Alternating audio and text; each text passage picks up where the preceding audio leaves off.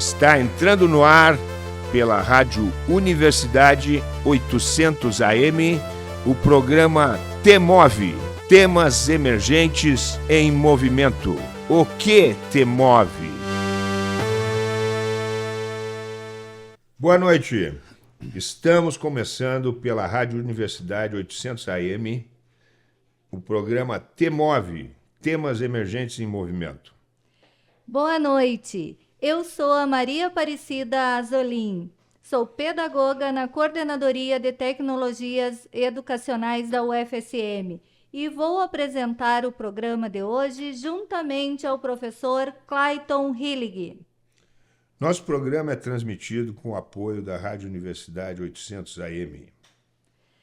O programa T-Move, Temas Emergentes em Movimento, é um projeto da Coordenadoria de Tecnologia Educacional da UFSM, vinculada à Pró-Reitoria de Graduação da Universidade UFSM. O T-Move surgiu a partir do programa de capacitações Temas Emergentes em Ensino Híbrido para a Educação Básica, que visa promover palestras e capacitações que contribuam com a nossa educação básica. O projeto tem mais de 200 instituições parceiras no Brasil todo e agora, além das formações, teremos nosso encontro semanal aqui nos 800 AM, no programa T-Move. Então, caro ouvinte, o que T-Move hoje? Proporcionamos aqui um espaço de conversas e troca de ideias, através de entrevistas com palestrantes dos temas emergentes. Toda terça-feira nós vamos nos encontrar e vamos até às 7 horas da noite, discutindo os mais diversos temas do nosso interesse e do interesse público. Hoje, a nossa conversa é com uma pessoa muito especial. E eu estou muito emocionada em recebê-lo, por ser o meu orientador de doutorado, meu ex-orientador. O professor Valdo Barcelos é professor titular na Universidade Federal de Santa Maria, doutor em Educação pela Universidade Federal de Santa Catarina, pesquisador 1 do CNPq, pesquisador visitante da Universidade de Coimbra, Portugal, e do INPA, o Instituto Nacional de Pesquisas da Amazônia. O professor Valdo também é professor conferencista, convidado do Instituto Piaget, Viseu, Portugal, membro da Academia Internacional de Artes, Letras e Ciências, ALPAS 21, cadeira Paulo Freire, membro da Academia Santamariense de Letras, ASL, cadeira Ciro Martins, membro da Casa do Poeta de Santa Maria, Capo SM, e membro da Anistia Internacional do Brasil, 1972. Consultor do MEC na UFSM, coordena o núcleo Conversar, Biologia Cultural, Educação, Sustentabilidade e Transformação Humana. Seja muito bem-vindo, professor Valdo. Obrigado. O professor Valdo é, sobretudo, um grande amigo, uma referência em educação em nossa universidade, inclusive no Brasil inteiro. Então é uma grande satisfação recebê-lo aqui, né, Valdo? E para começar, o que te move como professor?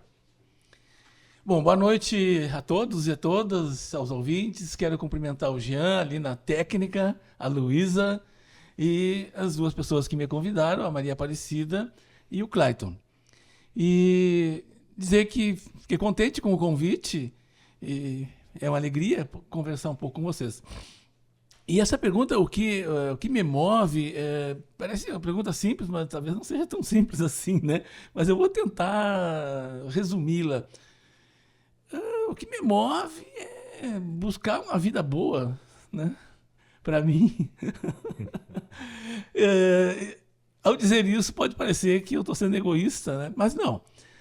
Uma vida boa, para a gente ter uma vida boa, depende também de outras pessoas, né? Com as quais a gente convive no trabalho. no bairro, na vila que a gente mora, enfim, a família, né?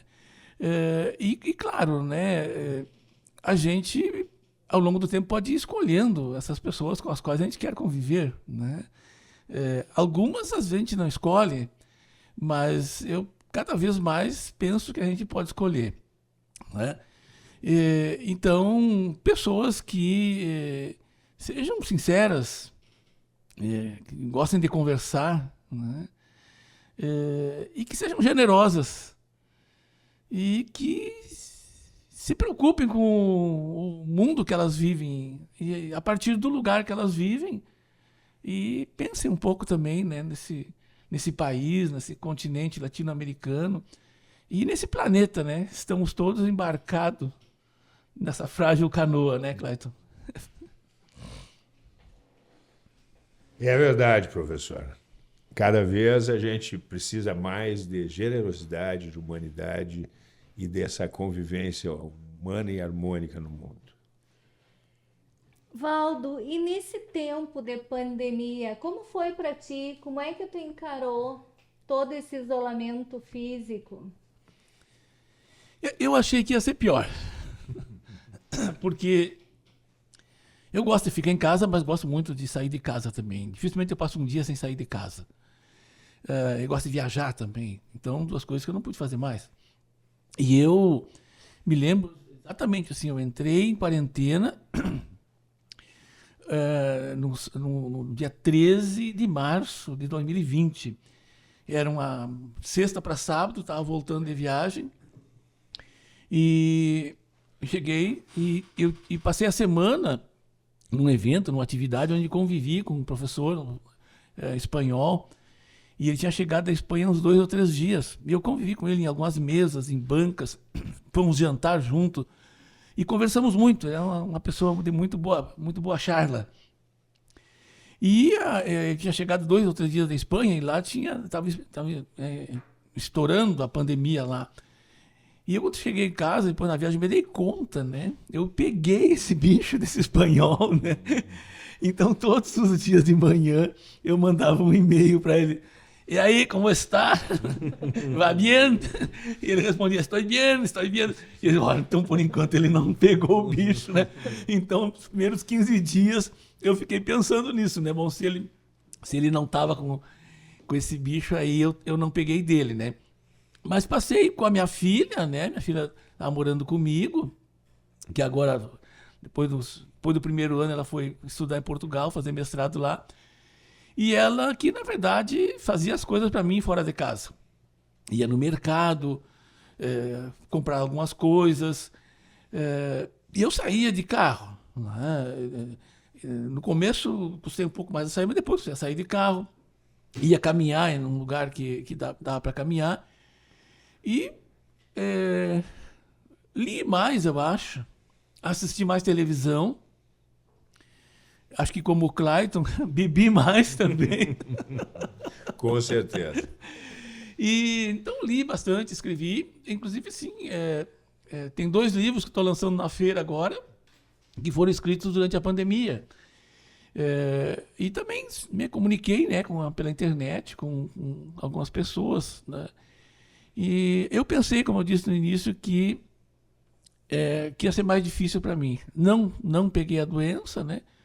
Estou com as 3 doses, estou esperando a 4ª dose, né? E, enfim, então, até esses dias eu estava falando para a Aparecida.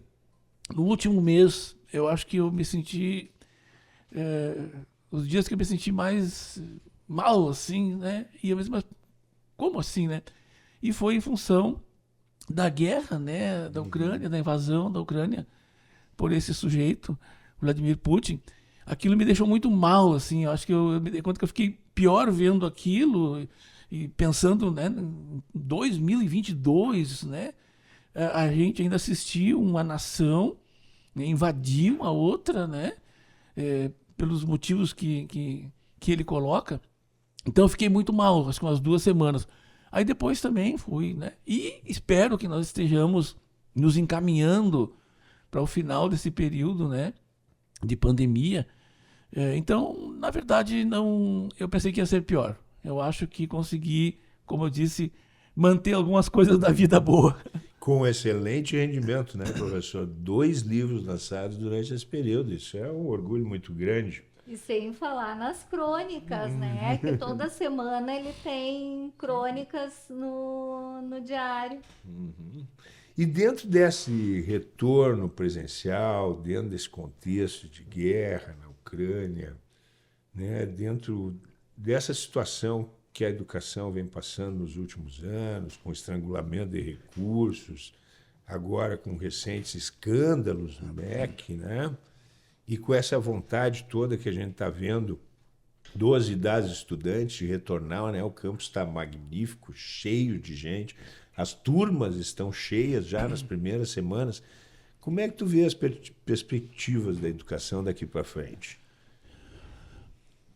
Olha, nós não víamos muito bem, né, na educação básica principalmente, né, e há um bom tempo, né, e eu costumo dizer que a gente escuta muito às vezes até mesmo pessoas profissionais da educação ou da imprensa ou economistas, enfim, elas dizerem que a educação brasileira está em crise, né? Eu não concordo com isso, ela não está em crise, porque crise daí passa. Diria o Darcy Ribeiro, né? Exatamente. Não é uma crise, é um projeto. Crise daí passa, a crise é um momento que ou a pessoa que está em crise se desagrega completamente, ou ela começa a sair da crise. Então a nossa educação, ela não vem bem. Então, assim, eu fico pensando, e quando eu penso, acho que o que mais me preocupa mesmo é a educação básica.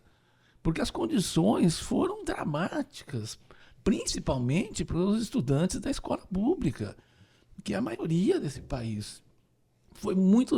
A pandemia foi muito desigual, né? Num dos textos que eu escrevo, eu falo disso, né? Basta olhar as estatísticas hoje que já tem, né? Quem morreu mais, quem adoeceu mais gravemente, né? Foram pobres e pretos nesse país, né? E muitos indígenas, né? E com a educação, eu acho que agravou a situação, né? Então, se pensar, eu tenho me perguntado, por exemplo, quanto tempo nós vamos levar para estar onde nós estávamos há 2 anos atrás e que não era bom? Então, eu penso que nós deveríamos ter nos preparado para esse recomeço de uma forma mais qualificada, no sentido de ter conversado mais os diferentes níveis do processo educacional, as diferentes instâncias de gestão. Nós devíamos ter nos organizado melhor, poderíamos ter nos organizado, né, de uma forma remota, enfim, para que quando nós começássemos, nós tivéssemos um pouco mais, assim, mínima de alguns consensos para tentar, ao longo do tempo, retomando algumas coisas. Eu não vou dizer nem recuperar, porque em educação não se recupera, né? O que uma criança não vive quando é criança, que ela não vive na educação infantil, nunca mais vai viver, né? Isso é um fato. E contra fato não há argumento, como dizia o Antônio Cândido. Então, assim, Clayton, sem entrar nessa coisa de ser otimista ou pessimista, né? Mas, enfim, então temos que olhar para o presente e ver o que é possível nós fazer. E aí conversar. Procurar quem está disposto a conversar, quem está disposto a fazer parcerias para tentar que o prejuízo não seja tão grande, na educação básica principalmente. E sobre o Brasil, o que tu tens a nos dizer? Quais são as tuas perspectivas em relação a esse país que é tão imenso, tão diverso, mas tão maltratado? É imenso, né? É diverso e injusto, né? Exatamente. Às vezes a gente escuta, né? O Brasil é um país pobre. Não, o Brasil é um país muito rico, não é? E rico não só do ponto de vista econômico. É um país rico, é a 8ª economia do mundo, né? Mas é rico em diversidade cultural, em diversidade do ponto de vista da diversidade das espécies, né? O Brasil tem vários ecossistemas, né? E é um país continente. Então, é um país assim de uma grandiosidade assim, em todas as áreas, né? Mas, assim, de novo, assim, voltar para essa ideia, né, que eu falei da história da crise, né? É um país que, como uma parecida disse, muito maltratado pelas nossas elites, né? E eu, uns tempos para cá, quando eu falo de elites, normalmente falo elites, né? Eu falo das elites intelectuais e das elites econômicas, que eu acho que tem que fazer uma diferenciação nessas elites, né? Porque as elites econômicas, por exemplo, no Brasil, quem conhece outros países, quem já viajou pelo mundo, mais que eu viajei pouco, é quase unânime em dizer que as nossas elites econômicas são uma das mais insensíveis do planeta. Das mais insensíveis do planeta. Nós somos capazes, eu digo nós, porque não ficar falando dos outros, nós somos capazes de atravessar a rua para não passar ao lado de alguém que está dormindo na calçada. Isso é comum. Pode observar.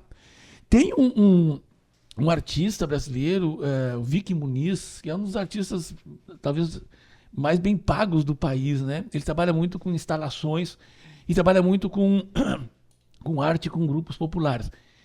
E ele vive mais tempo fora do Brasil que no Brasil, mas vem ao Brasil, a família dele ainda está aqui.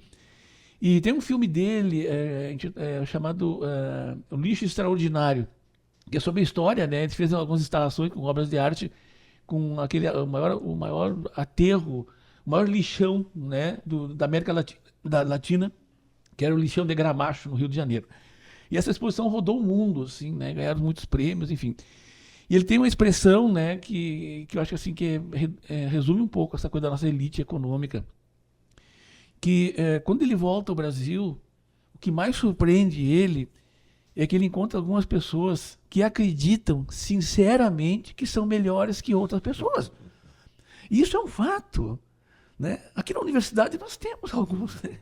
Estudam um pouquinho, já acham que ficam melhor que os outros. Eles deviam ler um pouco de Paulo Freire, né, Clayton e Aparecida, né? E o Paulo Freire, uma certa ocasião que ele estava preso, o rapaz que trazia as marmitas para os presos entregava primeiro a marmita dele e depois a dos outros presos, né? E ele estava sempre lendo, né, numa cela maior que deram para ele lá no fundo do corredor. Aí um dia ele chamou o soldado. Por que você entrega primeiro a minha marmita e depois a dos outros? Eu fico aqui comendo e os outros vão comer fria. Aí o soldado disse para ele, não, porque eu sei quem o senhor é.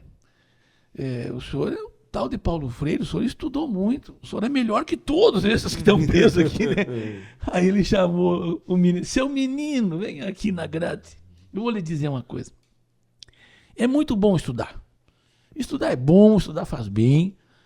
Estudar deixa a gente melhor, mas não melhor que os outros. Deixa a gente melhor que a gente. A cada dia. Achei fantástica essa frase dele. Perfeito. E a gente tem, aqui na universidade, a gente conhece às vezes, né? Às vezes meninos, Clayton, parecido, que terminam a graduação, entram no mestrado, já começam a olhar diferente para os próprios colegas. Depois no doutorado, você vai e aí...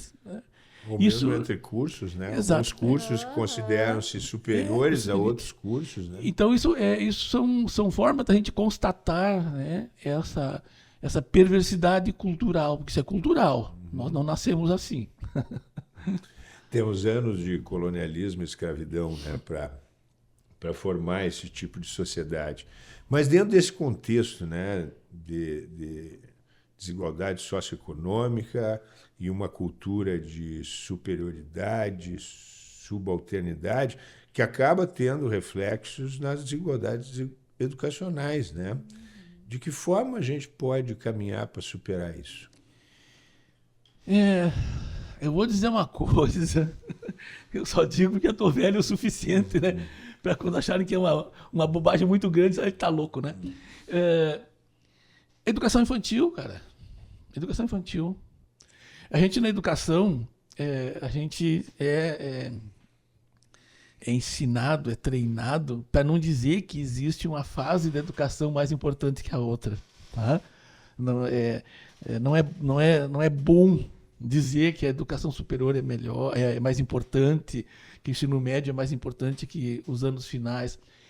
Mas eu estou convencido que a educação infantil, porque nós estávamos falando, não sei se talvez no intervalo até, o que a criança não viver na educação infantil não tem mais jeito, né? Ela pode até, de certa forma, fazer algumas retomadas, alguns rearranjos, mas se faltar para ela acolhimento, né? Se faltar respeito mútuo, aceitação mútua, né? Ambiente de cooperação, de solidariedade, de deixar aparecer, ou seja, um ambiente de amor, onde a emoção, né, que orienta essas relações, a emoção, o amor. E as crianças sabem disso. As crianças sabem. E nós somos seres das emoções, Clayton. Né? Uhum. Eu sei que é quase uma heresia dizer isso, né, no mundo acadêmico, porque nos ensinaram nossos filósofos, né, e os nossos grandes teóricos que somos, né, seres da razão. Isso foi um grande equívoco filosófico, epistemológico e escambau, para usar uma expressão aqui do Sul. Isso nos causou e tem nos causado um prejuízo muito grande. Nós somos seres da emoção. As nossas atitudes que nós temos decorrem das nossas emoções. E as crianças, elas são apetrechadas para viver no amor. Uma criança, quando logo após nascer, uma semana, 2 semanas depois, que ela começa já a formar as imagens mais nítidas, ela enxerga um vulto de uma pessoa, ela leva a mão, abre a mão na direção da pessoa, que é para acolher, para receber carinho. Né? E nós somos um animal apetrechado para isso, entre outros animais. Né? O amor é uma emoção dos animais. E nós somos animais. Sobretudo. E esquecemos disso também. Nós esquecemos da biologia toda, né? Isso. Eu me lembro que eu dava aula em vários cursos, depende do semestre. E um semestre estava dando aula para biologia e cheguei, primeira turma, primeiro encontro. Bom dia, pessoal. Como é que estão esses animais? Se sentiram ofendidos. Teve uma moça que foi reclamar para a coordenadora, né? E depois eu conversei com eles, né? Um pouco dessa conversa, assim, né? Somos seres vivos, né? Do reino animal, mamíferos e da espécie humana.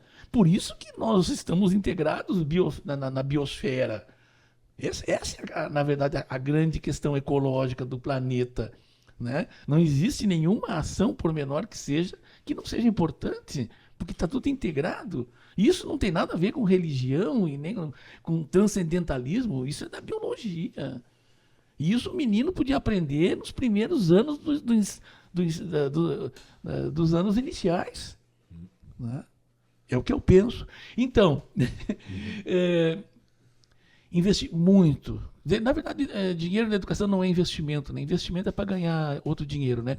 É colocar o dinheiro que for necessário, e sempre vai ser mais necessário. Na educação infantil, nos anos iniciais, porque é ali que se começa a se formar realmente, né? E os processos de aprendizagem mesmo se dão, né? Ou não se dão, né? Ou são massacrados, enfim. Sem dúvida. A infância e a meninice são a formação inicial do cidadão mesmo. Cida, por favor, faça a sua colocação. Pois é, agora fazendo essa visão de Brasil e das situações que estamos vivendo, não só no Brasil, mas no mundo, onde a democracia o tempo todo está numa berlinda, né? E no Brasil, em especial, a nossa democracia é algo jovem, né? Tivemos lá de 64 a 85, o período, né, da ditadura. Então, estávamos em processo de aprendizado democrático, digamos assim. E nesses últimos anos a gente tem visto, né, esse atentado às instituições, atentado à democracia. Como e quando, a partir de quando a gente pode trabalhar com a democracia? Bom, com a permissão do Jean e da Luísa, eu vou fazer um jabá. Um dos livros que eu escrevi durante a pandemia, né, foi Populismo e Fascismo, os maiores inimigos da democracia, que eu pesquisei vários autores que vêm pesquisando esse tema, né, da democracia no mundo. E como, né, as democracias morrem, inclusive esse é o título de um livro, Como as Democracias Morrem, um livro muito bom, de 2 americanos. E E boa parte, vendo a história, as democracias morrem a partir de regimes populistas e fascistas, mas que vêm de dentro da democracia. Eles se utilizam da democracia para as liberdades, né, e as fragilidades da democracia para se instalar, né? E essa é um dos grandes desafios. E nós, no Brasil, sem dúvida, a nossa democracia é jovem. Esse período que nós estamos vivendo, de 64 a 85, é o nosso período mais longo de democracia. Nosso período mais longo, né? Fora disso, foram transições, ditaduras e transições, né? Lá com o Estado Novo, né? Uma ditadura, não sei se dá para dizer que uma ditadura é mais cruel que a outra, mas, né, de fazer inveja, né? Várias outras, né? Mas voltando assim, né? Se pensar em educação, né? A democracia. Tem um outro livro que eu escrevi, né, que é basicamente sobre educação, educar no amor e na liberdade, né? E a primeira edição do livro, quando esgotou, e fiquei muito feliz, porque se esgotou rápido, 2 anos. E a gente escreveu uma segunda edição, e na segunda edição a gente colocou acrescentou um capítulo que a gente chamou de Democracia é sim coisa de criança. Que a ideia de começar a conversar sobre democracia, a criar ambientes de relações, porque são as relações democráticas, desde a educação infantil, né? Porque é um momento assim que as crianças estão, na verdade, assim, conhecendo o mundo.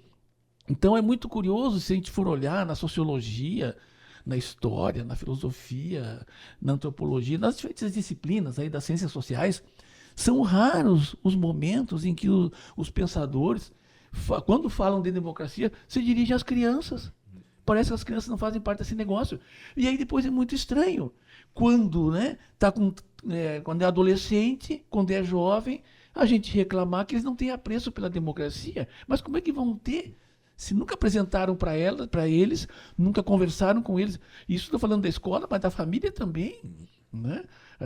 As relações democráticas, elas são muito precárias nas relações familiares que nós estabelecemos e nas relações educacionais, pedagógicas na escola.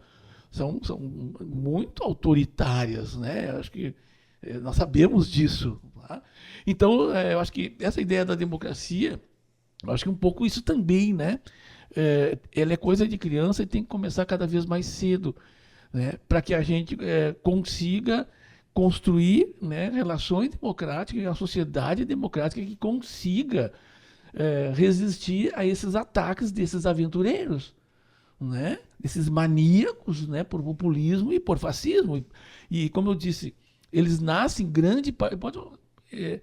Se nós olharmos agora, nos últimos 10 anos, 15 anos, no mundo ocidental, vamos falar só dele, que está de bom tamanho, aconteceram o que se chamou de ressurgimentos autoritários, ressurgimentos totalitários, na Europa inteira, né? Na América do Norte, na América Latina, né? E ressurgimentos assim com apoios para eleger presidente, para eleger ou quase eleger primeiro-ministro em países que não se imaginava mais, que isso já estava superado. Mas aí que volta a questão, né? O nazismo, né, na Segunda Guerra Mundial, teve o apoio da juventude alemã, que era considerada, à época, aquela que vivia no país com uma das melhores educações do mundo. E aí teria que conversar o que é uma boa educação. Né? Para quem que ela serve? Para onde ela nos leva, né? O papo tá muito bom, mas nós vamos ter que chamar um intervalo e nós já voltamos.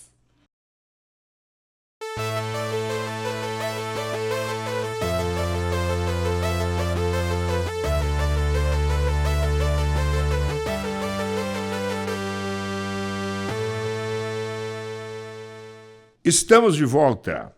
Para você que ligou o rádio agora, seja muito bem-vindo. O T-Move é um programa de conversas e trocas de ideias através de entrevistas semanais com convidados. Traremos sempre assuntos sugeridos pelos parceiros dos temas emergentes. Um momento para conhecermos mais a nossa UFSM. Agora, Drops em Educação. Olá, Sou a professora Marta von Ende. Atualmente estou na direção do Colégio Politécnico da Universidade Federal de Santa Maria, juntamente com o professor Macir Bouzan.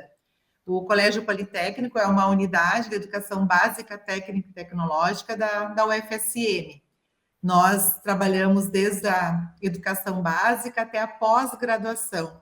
Oferecemos anualmente 945 vagas, sendo 35 vagas no ensino médio, temos 645 vagas em cursos técnicos presenciais, 120 vagas em cursos técnicos EAD, também temos cursos de graduação, com 170 vagas ofertadas anualmente, e cursos de pós-graduação, que são especialização em geomática, e o mestrado em agricultura de precisão. O nosso processo de ingresso, ele se utiliza do sistema de cotas, de forma que 50%, ou seja, metade das nossas vagas, são para a ampla concorrência, e 50% das vagas são para cotistas. Então, nós temos também um processo aí de inclusão no nosso processo de oferta de vagas. O Colégio Politécnico, então, ele está atuando há mais de 60 anos, né, no contexto da Universidade Federal de Santa Maria, e participa, então, da Rede Federal de Educação Profissional e Tecnológica. Então, nesse contexto externo, o Colégio Politécnico é uma das 23 escolas técnicas vinculadas a universidades federais. Eu vou passar para o professor Macir Bouzan para que possa falar um pouco melhor dos nossos projetos e das nossas ações. Então, a minha saudação, é um prazer estar aqui para falar do Colégio Politécnico. Conforme a professora Marta já salientou, é muito importante que quem vai fazer a escolha de uma instituição de ensino, a primeira coisa que busca é a proposta pedagógica. E eu gostaria de dizer que a proposta pedagógica do Colégio Politécnico, ela é muito diferenciada.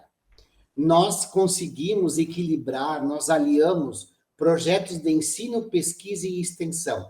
A gente poderia aqui enumerar, né, especificar cada projeto, mas eu posso de antemão dizer que nós hoje temos uma dinâmica de funcionamento de 48 projetos de ensino, 30 projetos de pesquisa e 31 projetos de extensão. E dentro dessa proposta pedagógica, nós salientamos também os nossos laboratórios específicos, né? Quando a gente se refere a laboratórios, a gente tem uma tendência de logo pensar na informática. Mas nós temos laboratórios de química, de alimentos, de física, em meio ambiente, enfim, de todas as áreas tecnológicas que o colégio oferece cursos, nós temos laboratórios bem específicos. A nossa proposta pedagógica tem o respaldo de uma formação docente.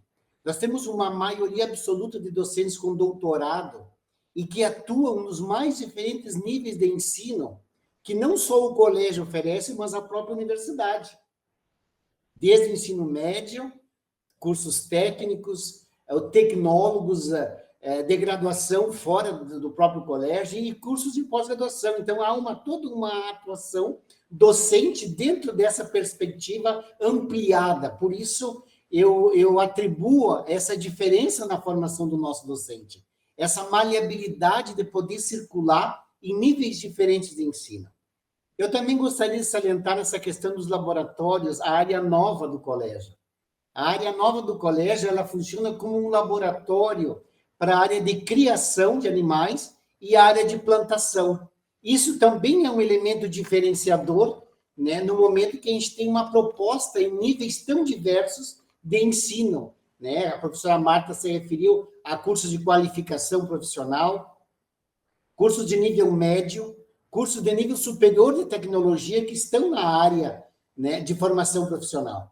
E também eu gostaria de dizer, né, com muita alegria, que o colégio, né, ele tem uma característica muito peculiar nesses 61 anos de vida, que chegou em algum momento o colégio precisou mudar de rumo.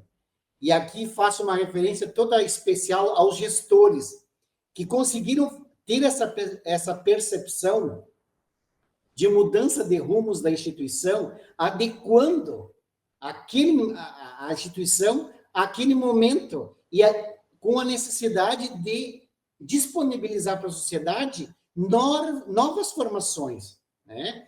Indo ao encontro daquilo que são os desafios novos do mundo do trabalho. E aí eu gostaria de referenciar que nós fizemos um trabalho de quase 40 anos com um único curso, um curso técnico junto com o ensino médio de agropecuária, que justificava nós sermos o colégio agrícola. No momento que nós passamos a fazer uma oferta de outros cursos técnicos, nós percebemos a necessidade de trocar o nome do colégio. E aí, em 2006, nós passamos a ter o colégio como colégio politécnico, com 7 áreas, né? Dos eixos tecnológicos, nós oferecemos, dos 13, 7 o colégio dispõe a oferta de cursos. Em 2007, nós entramos nos cursos superiores, né? No Reúne, quando a Universidade Brasileira passou pelo processo de expansão e de reestruturação, nós também fizemos a nossa revolução nos cursos superiores e entramos com a formação tecnológica, que é uma formação profissional de nível superior. E eu gostaria, para encerrar, eu não posso perder a oportunidade de dizer que o Colégio Politécnico tem uma das poucas cooperativas estudantes do país. Isso é um ponto de excelência e de referência para todos nós, né, que conhecemos a UFSM. E também dizer que nós estamos conseguindo, com todas as dificuldades que o momento nos impõe, fazer uma leitura muito adequada do mundo do trabalho para a gente conseguir implementar novos cursos. E aqui eu chego, né, ao ponto, né, com muita alegria, dizer que o Colégio Politécnico tem um curso de agricultura que é noturno. Né? As pessoas dizem, mas o que dá para fazer na agricultura de noite? Nós estamos fazendo, eu não posso contar o segredo. Né? Agricultura de precisão. Esse curso, nós nos antecipamos ao catálogo nacional de cursos técnicos, oferecemos o curso com o desafio de colocá-lo no catálogo, nos antecipamos à própria orientação do Ministério da Educação em criar o curso e depois implementar. Nós implementamos e vamos colocar no curso, ou no catálogo. Nós temos o curso de cuidado de idosos, né? É um curso que é referência em todo o país pela equipe multidisciplinar que atua. E temos um técnico de enfermagem, que é o único curso público em toda a região da 4ª Coordenadoria Regional de Saúde. É o único curso técnico de enfermagem no entorno de 32 municípios de Santa Maria. Então, isso, de fato, é uma grande alegria a gente poder fazer parte do Colégio Politécnico e também vir aqui poder anunciar essas questões que nós conseguimos nos antecipar ao tempo. Então, eu quero agradecer essa oportunidade e dizer que estamos à disposição da sociedade para aquilo que nós pudermos continuar servindo. Obrigado. Meu nome é Eliane Pereira dos Santos, estou à frente da direção do campus, juntamente com o professor Braulio Tomar Caron, que é o diretor do campus, e eu sou a vice-diretora do campus. O campus de Frederico Westphalen, ele teve início em 2006, aqui na região noroeste do estado do Rio Grande do Sul. Então, ano passado, nós completamos 15 anos de existência e estamos ainda comemorando estes 15 anos com muita alegria. Atualmente, nós contamos com 6 cursos de graduação, 5 deles são diurno, então nós temos o curso de agronomia, o curso de engenharia ambiental e sanitária, o curso de engenharia florestal, o curso de jornalismo, curso de relações públicas, e no noturno nós temos o curso de sistemas de informação.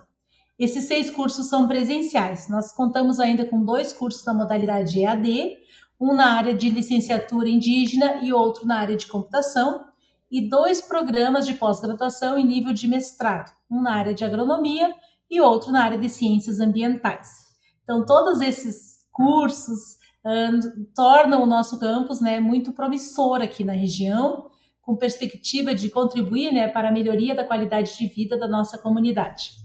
Ao longo destes 15 anos, já passaram por aqui mais de 1.500 estudantes graduados nos diferentes cursos, né, tanto nos cursos presenciais quanto na pós-graduação. E atualmente contamos com aproximadamente, né, 1.300 estudantes matriculados nos diferentes cursos. O corpo técnico, então, nos servidores é composto por aproximadamente 50 servidores técnicos administrativos e 50 servidores docentes, 90 servidores docentes. Então, 50 técnicos administrativos e 90 docentes. E ainda contamos com a colaboração de 31 colaboradores terceirizados. Então, a nossa comunidade frederiquense, do campus da UFSM Frederico Westphalen, conta, então, com esse montante de pessoas que fazem a universidade acontecer. Eu gostaria de destacar também os nossos projetos, né, que nós temos, principalmente os projetos de extensão, que são aqueles que dão visibilidade, né, da universidade com a comunidade. Nós temos em torno de 50 projetos de extensão, né? Dentre esses, eu gostaria de destacar alguns, né, como o alimento de origem, que é um projeto muito bacana, que conta com os colegas da área de informática, que foi pensado num aplicativo para rastreabilidade dos produtos de origem, né, de origem animal. Projeto de aperfeiçoamento das práticas para o correto destino dos resíduos sólidos domésticos, contribuindo, assim, para o desenvolvimento local e regional.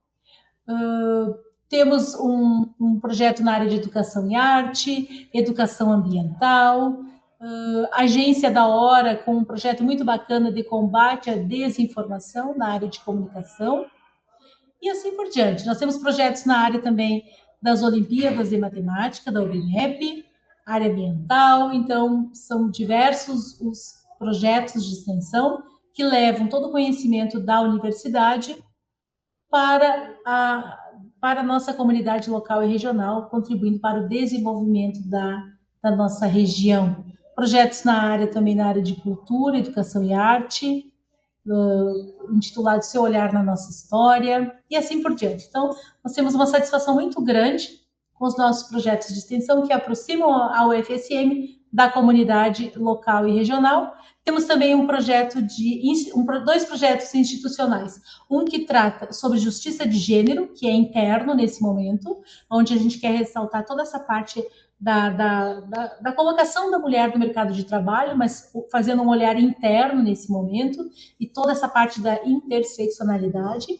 E também temos um projeto que se chama Seja UFSM, que também é institucional, que visa, então, divulgar a UFSM para os nossos futuros estudantes do ensino médio. Você está ouvindo o programa TMOV, pela Rádio Universidade 800 AM.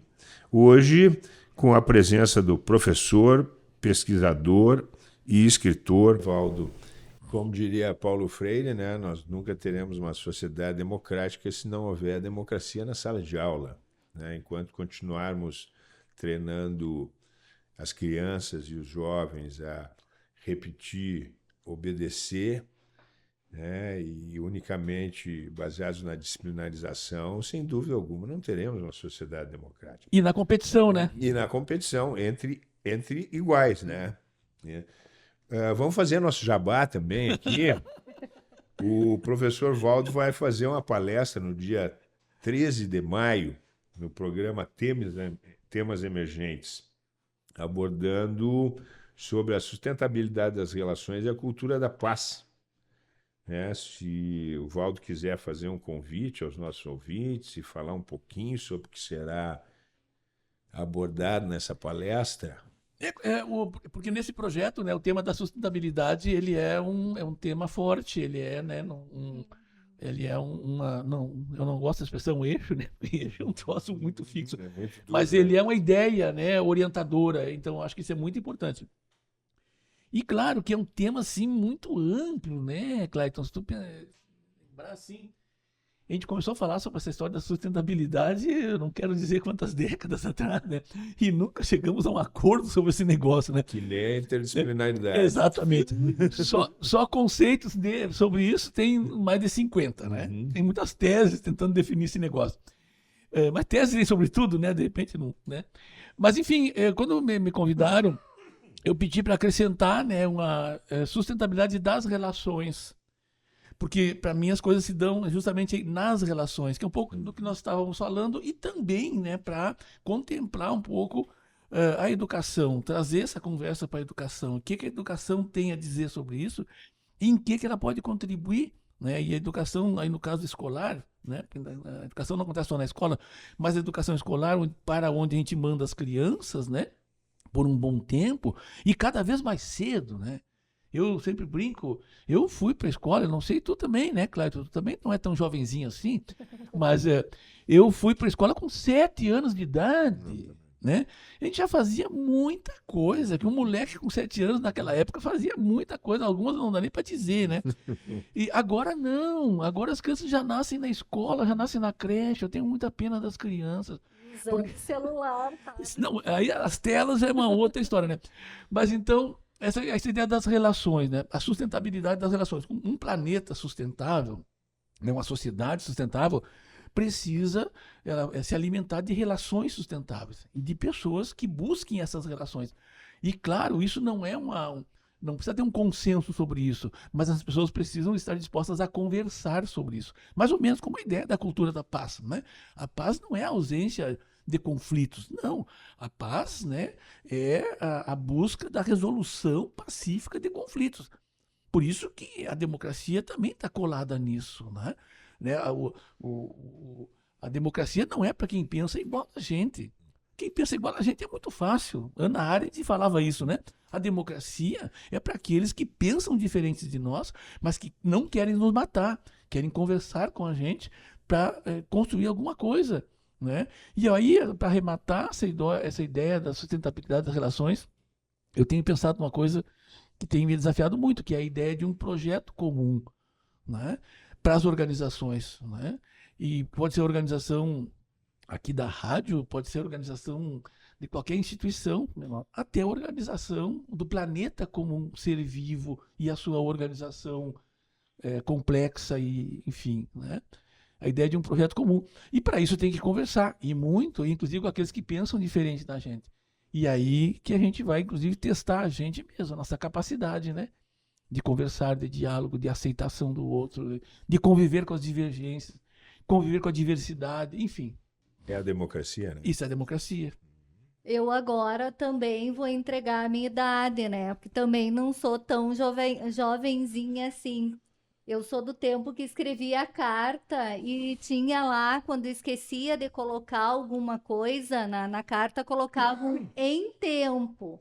Então eu vou fazer um em tempo.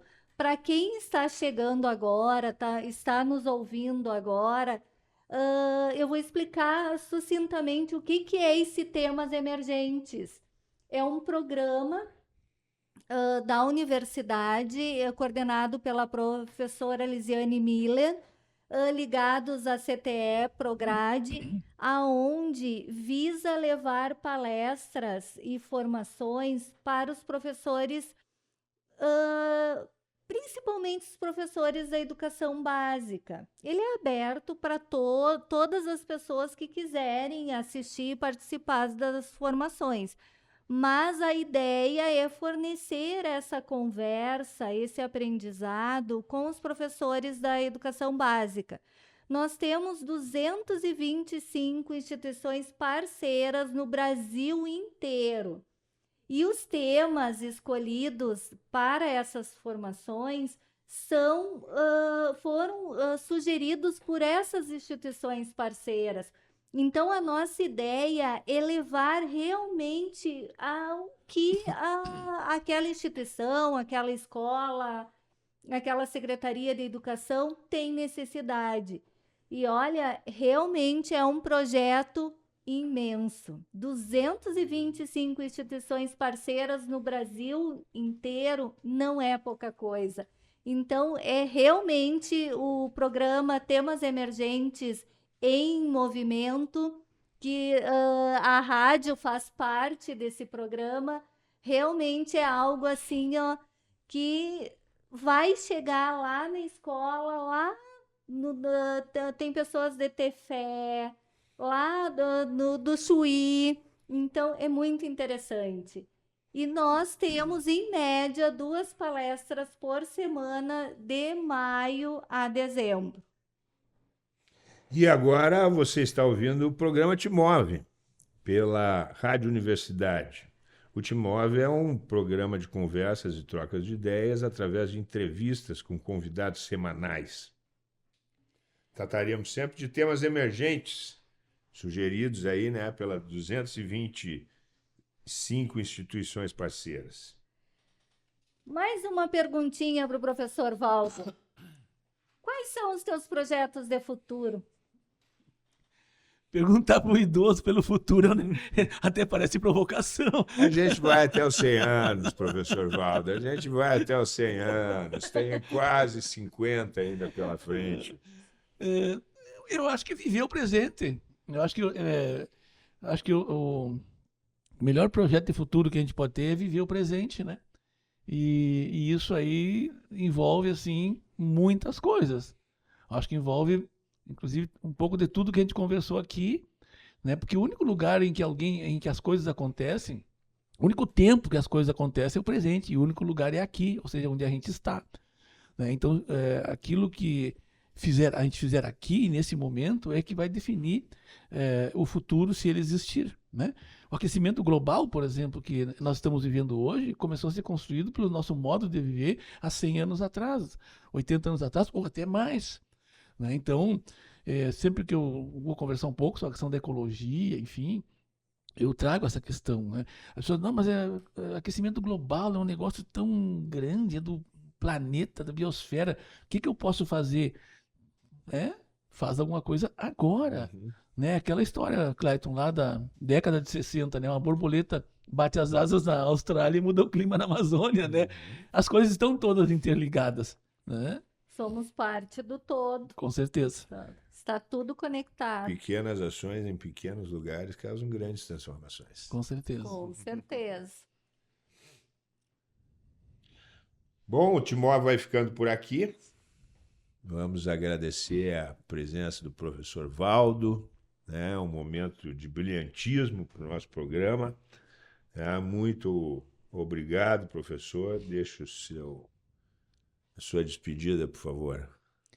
Não, eu que agradeço, né, o convite, né, cumprimentando mais uma vez as pessoas que estão aqui na sala, trabalhando diretamente para que esse momento acontecesse, e, com certeza, também queria cumprimentar as pessoas que também trabalharam, também se envolveram para que isso aqui acontecesse e que não estão visíveis nesse momento, mas certamente que elas participaram, não sei quantas, talvez nunca vá saber, mas queria cumprimentá-las também. E aquelas pessoas que nos ouvirem, que nos escutarem, deixo a elas um abraço muito carinhoso e muito generoso e fraterno. Obrigado.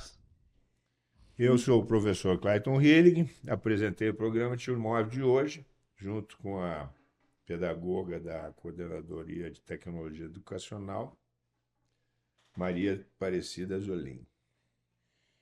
Agora, então, dando nome às pessoas que participaram dessa produção, a produção do programa ficou a cargo da pedagoga Patrícia Nunes Pezzini, da comunicadora social Luísa Peixoto e da diretora da CTL, Ziane Miller. O nosso técnico de áudio, que trabalha também na Coordenadoria de Tecnologias da Educação, é o grande Jean Noal, que foi responsável por editar o nosso programa de hoje.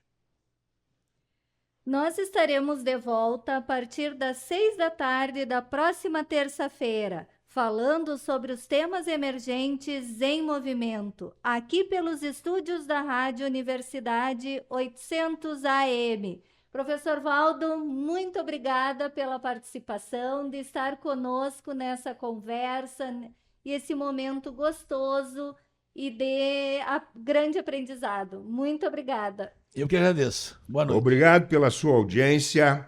A semana que vem estaremos de volta com o TEMOV, Temas Emergentes em Educação.